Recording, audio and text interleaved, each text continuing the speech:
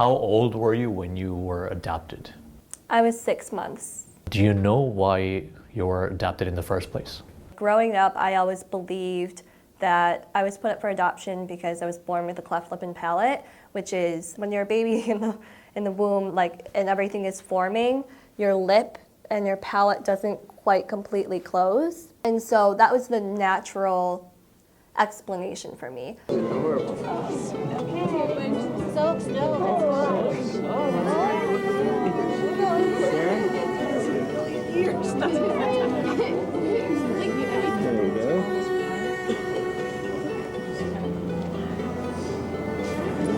a flight.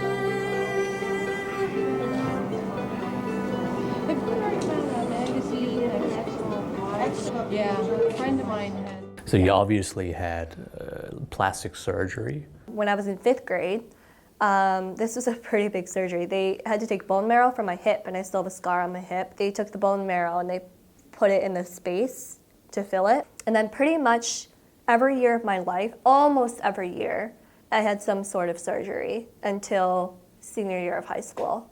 At which point did you know that you were a little different in terms of your background? It's not something they can really hide because both my sister and I were adopted from Korea and we look different, and they're both Caucasian. So they gradually introduced it to us as we were growing up, and even on home videos when my sister was probably around the age of 2 and I was just a little baby, you can see my dad asking my sister questions like, "Hey, Dai, when were you born? Where were you born? When did you come to the United States?" So like they really ingrained it into us and taught us about where we came from, our origins. As a young child, it's confusing to me because my exterior is Asian, I'm Korean, but then I've been brought up in American ways. So growing up, I very much felt American. Did people treat you differently? Even if you were sheltered and your mom tried to be protective? Growing up in America it had its challenges. I wouldn't say it was horrible, but growing up in a predominantly white environment, aside from my sister, I was probably the only Asian kid. Yeah. Were you ever directly discriminated, or you had instances of racism thrown at you? Never directly at me. They would more be Asian jokes in class that people would say. So much of it I honestly try to block out, but it would make me just feel very uncomfortable because I wouldn't know how to act. And honestly, I think that caused me to disassociate from me being Asian even more. It made me want to be as American as possible. Oh, I absolutely hated when particularly boys would mock the Asian accent. That really, really infuriated me because it just made me feel so uncomfortable. And I was like, there's no reason for you to be doing that, but I obviously didn't speak up and it would happen a lot if we were watching a movie in class and there was an Asian person came on screen and they would just mock the person. And did it ever, make you resent your parents in any way? My birth parents? Your birth parents? I had a very intense feelings of frustration, anger, resentment, mainly because of my cleft lip and palate. Why me? And what did they do wrong during the pregnancy for me to turn out this way? I was like, it must be her fault, So I really resented my parents. Did you have an idea of what Korea is as a country? What have you heard about Korea when you were growing up? Not much.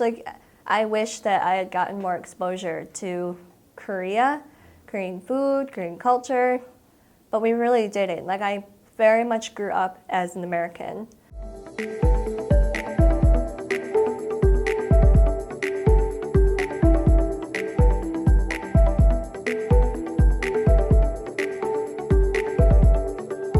So this is your motherland. Mm-hmm. What do you think? It feels comfortable not being the only Korean person in the room. It's complicated because I feel like I fit in because I'm Korean, but then at the same time, as soon as I open my mouth and I'm speaking English like I am right now, Yeah. I definitely get stares. It's limbo for me. Like it's I feel comfortable, but at the same time, I know that I don't entirely fit in. Probably one of your main reasons for coming to Korea was to find your birth parents. Yes. How did you go about trying to look for your parents? Was it like an easy process? There are a couple different agencies around Korea, but because I knew I came from Eastern Social Welfare Society, Right. it was easy for me to just go through Eastern with their post-adoption service. And they had all your records. Right, exactly. First step was to contact post-adoption, email them, Yeah. and say, I'd like to start the search. And they sent me the paperwork and said, these are the steps. Send us a letter for your birth parents and some pictures. How were you feeling at the time you were just waiting to hear back from them? It was agonizing. I mean, I couldn't help but get ahead of myself a little bit and think about how are they going to react? Like, are they going to want to meet me? Or are they going to feel like they gave me up, they were done, like that was their decision, and they don't want to have contact with me anymore? Also, I didn't know how long the search was going to take. Like, I'd heard that it varies. It can be as short as a month or a couple months to like a year to 5 years. Wow. Yeah. Presumably on the phone when they probably got back to say, hey, we found your parents. Mm-hmm. How did you feel? My immediate, I just cried. Like, I had no words. It was just, I felt relief.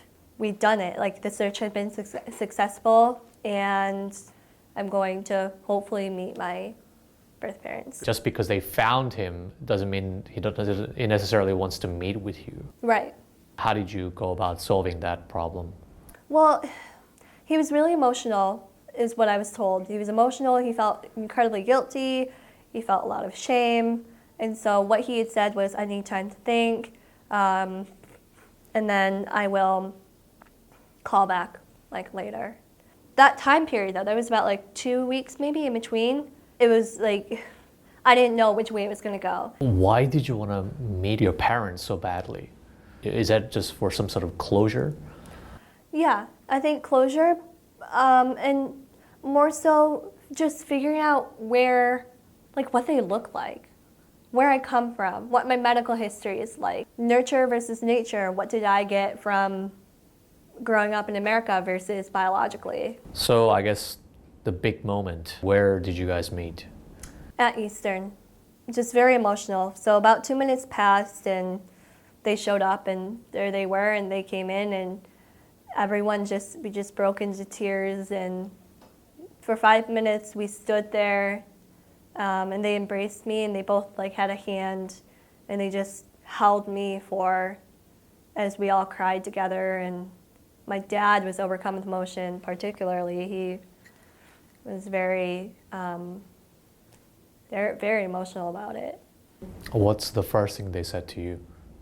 We're just so sorry. We really wanted to be here to meet you because we didn't want to let you down again. Did they tell your brother the fact that now you're I here, exist? that you exist? No, that's actually the one thing that broke me. Before the meeting, I found out that they weren't going to tell my brother, and that I also, newsflash, have a younger sister.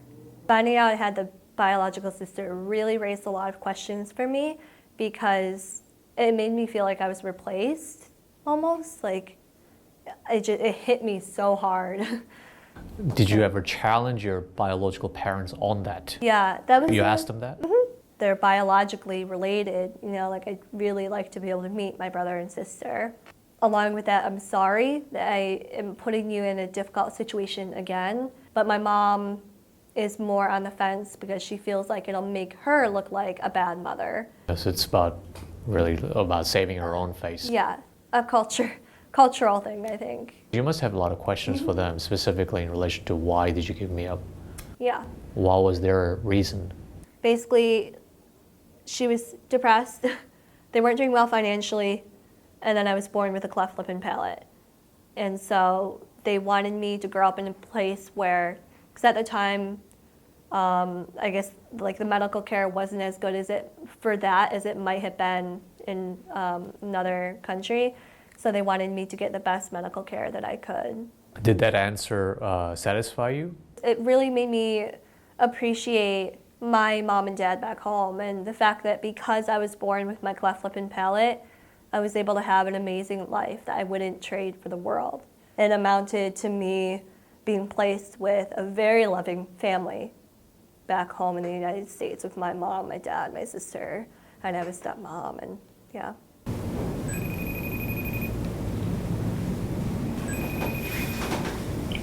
Hey, Mama. Hey, honey, how are you? I'm good. How are you? Good. So I realize that it's less than 2 weeks until you leave. Yeah. So I'm wondering how that's like wrapping up a pretty momentous year, and I wonder how that feels. I thought a lot this morning about how my feelings are so strong that I almost can't articulate it. Like it's so difficult for me to put it into words because everything is so intense at this time. Ultimately, I'm really proud of myself for doing it. It was an enormous undertaking, and you did it, and you had an extraordinary year. Yeah. First time you've lived alone, too, and you've done very well at that. Thank you. But at this point, I'm very lonely. Sure. So I'm looking forward to being with family Yeah. and just Me not too. isolated. What are you most excited to do when I come home? I wasn't thinking about doing things so much as about being with you. Oh. Mm-hmm. So I think that's more than anything, and sitting on the couch and talking and having your feet in my lap probably. Talking. I've heard of some adoptees who have, like in the community, whose adoptive parents haven't been like very fond of them pursuing the birth search. I'm curious, how has that been for you? Throughout all of this, I haven't felt threatened at all about it. I think because it is so clear to me that I am your mom. Mm-hmm. I felt like you were searching for your history, and which makes perfect sense to me. So I think you want to maintain connection with them because they did, give you birth. And so I would be very sad if you decided to live in Korea full time. But on the other hand, I mean, it is your life, and I have to support you. I'm going to raise you to be strong and make good decisions and pursue your dreams, and you're doing that. Okay, love you, Mom. Okay. Okay. Love you too. Mwah. Bye-bye. While you're in Korea, is there anything that you've actually wanted to try out that you could never do it back home? Yes, I've been wanting to try hanbok, and I haven't been able to do that yet.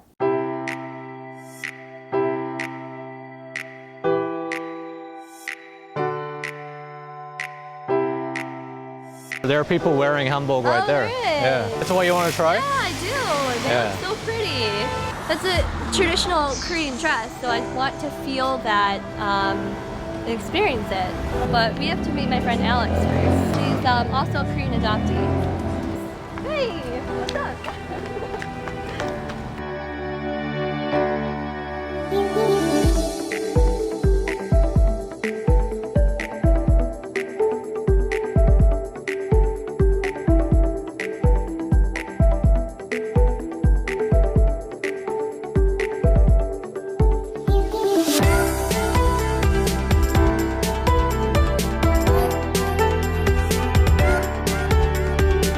So what do you think? I love it. No, I do. Like looking at them, it actually feels very Feels cool. right. And yeah, it feels right. Yeah. It feels Korean. Cheers.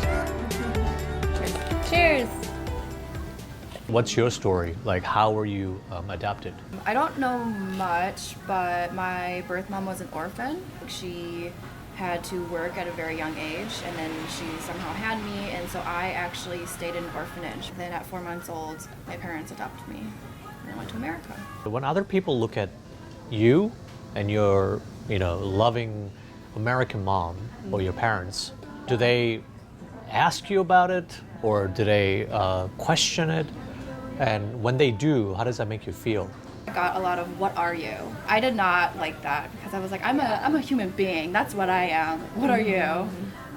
It's really hard to deal with because they're asking us that because of what we look like, and it's like no other Caucasian person would go up to another Caucasian person and say, "What are you?" What was it like for you guys when you arrived in Korea for the first time? I mean, this was like 6 or 7 years ago now. It was totally different than it is now. Adoption was not known by the general public, and I was told that the government was trying to hide it. They were very embarrassed that they couldn't take care of a lot of their babies. There was a huge influx of adoption around my year for sure in '87. There were like hundreds of thousands of babies being adopted. Why do you think that that was so prevalent in Korean society? It started after the Korean War. Yeah, and I think it's a lot to do with the Korean society back then. Domestic adoption is not popular here. Yes. It's that no one takes them domestically because bloodline is so important. The fact that the government went so far to try to hide it because they were ashamed, and then adoptees coming back here and being yelled at because of it, I was so angry. Who yelled at you? Just random Koreans. So coming here, I can't speak the language, obviously. I don't know a lot about the culture, but I'm on the subway and I'm reading my English book, or I'm speaking English with other teachers who are also adoptees. And that's the only way we can communicate. Yet there's Koreans out there that will yell at us, or that did yell at us. And it got me so angry and riled up because at that point, I was expecting them to like kind of welcome me with open arms, like, oh, you're coming home to like get to know your home country, and they just yelled at me on a weekly basis. And how did you deal with it? Did you talk back at him or? After a while, yeah, because it got so bad. I was just so angry because there was so much resentment there because I wanted to say it's your fault. And I said that a lot of times. It's your fault. It's your fault that I can't speak Korean. I'm like so angry right now because I mean, it's not my fault. I was a baby. I was 4 months old when you decided to give me up. Don't yell at me because I don't know your culture. Don't yell at me because I don't know how to speak your language. To their point, 7 years later, I tell someone that I'm adopted and it's like 180-degree difference. They're like, oh, I'm so sorry. Oh, yeah. Here's free stuff. Yeah, they because I feel bad for you. And I'm like, I'm fine. My life has been great. Yeah. Do you consider yourself Korean or American? If you had asked me before I came to Korea, I would have said American first. What's interesting though is after coming here, after meeting my birth parents, after just living here and experiencing it for myself, I'm proud to be Korean. Like, I feel way more Korean than I ever have. There's so much that I never knew I was missing within me. A part of me is complete that I never entirely knew I was missing, and I now feel at peace.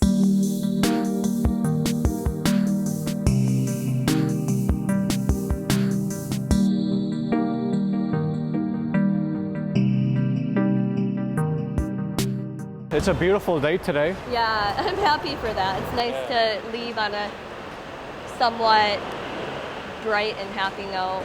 So how are you feeling? I cried a little bit on the train coming over, just thinking about, well, I've been crying all week actually. My parents and having to say goodbye to them is really complicated. And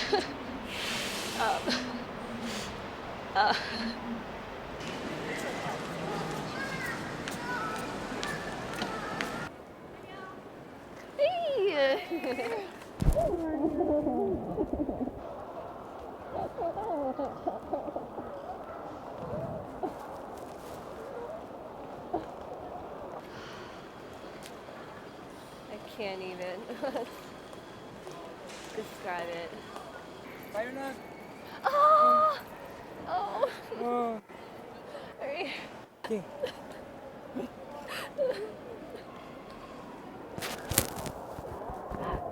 You just saw Daniel saying goodbye to her father.